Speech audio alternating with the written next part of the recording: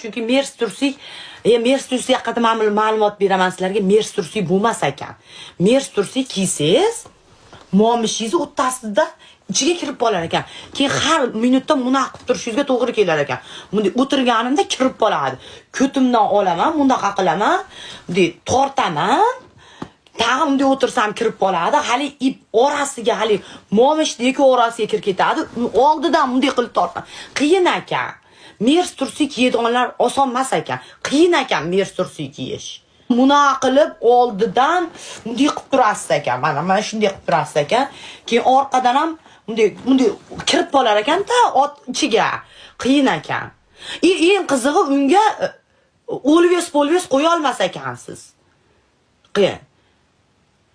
Shuning uchun o'zimiz oddiy jaydari tursiylar bor-ku, katta. Amdi boshi bilan to'sar ekan, bunday qilib to'sadi. Olvesni qo'yib olasiz, shamollash ham o'tmaydi, bo'laveradi. U mers tursiyni klientga borganligingda, masalan, chiroyli krasavchik bolalar bilan ko'rishganligingda kiyinglar. Men jalabgapsizmi? U gapga oldin bo'g'lardim. Hozir yengil shamol o'tib ketadi men uchun.